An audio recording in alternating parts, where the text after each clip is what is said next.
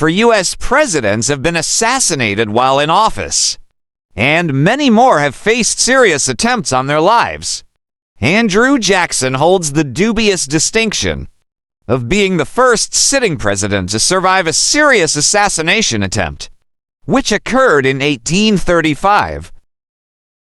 30 years later, Abraham Lincoln was the first to be slain. Chances are you can name at least one other president who met a similar fate.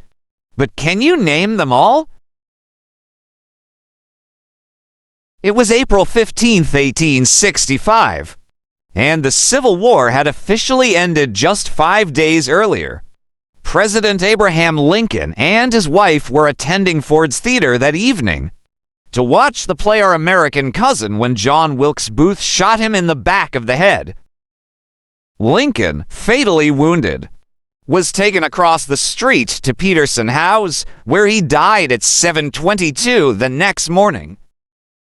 Booth, a failed actor and Confederate sympathizer, escaped and managed to elude capture for nearly 2 weeks. On April 26th, after being cornered in a barn outside the hamlet of Port Royal, Virginia, Booth was shot and killed by U.S. Army troops after refusing to surrender.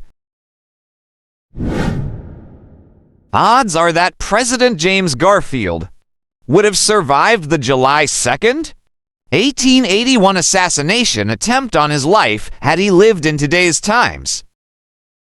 Lacking antibiotics and an understanding of modern hygienic practices, doctors repeatedly probed the entry wound on Garfield's lower back in the days and weeks after the assassination in an unsuccessful attempt to find the 2 bullets.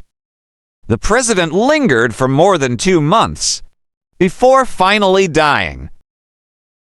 The president's assassin, Charles Guiteau, was a mentally disturbed man who had stalked Garfield for weeks in a deluded attempt to secure federal employment. On July 2nd, he shot President Garfield on the platform of a Washington, D.C.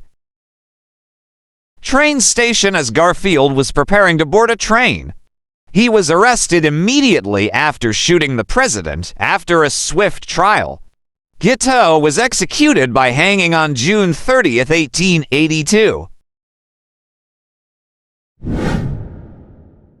President William McKinley was greeting visitors at the Pan American Exposition in Buffalo, NY, on September 6, 1901, when Leon Czolgosz stepped out of the crowd, drew a gun, and shot McKinley twice in the abdomen at point-blank range. The bullets didn't immediately kill McKinley.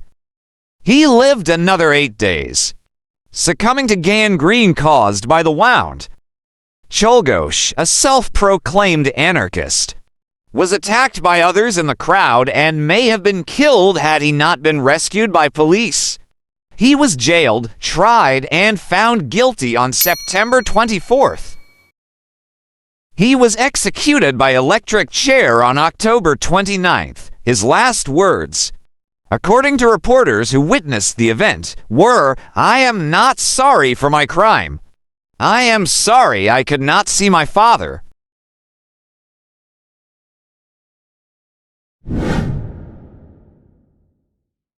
President John F. Kennedy was assassinated on November 22, 1963, as he drove past crowds of onlookers that lined the streets of downtown Dallas during his motorcade from the airport.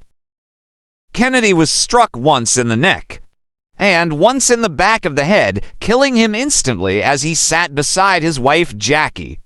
Texas Gov. John Connally, traveling with his wife Nellie in the same convertible, was wounded by another bullet. The accused assassin, Lee Harvey Oswald, had staged his assault from the 6th floor of the Texas State Book Depository building, which overlooked the motorcade route. After the shooting, Oswald fled. He was apprehended later that day, shortly after fatally shooting Dallas police officer J.D. Tippit. Kennedy's assassination was the first in the era of modern Communications. News of his shooting dominated TV and radio for weeks after he was shot.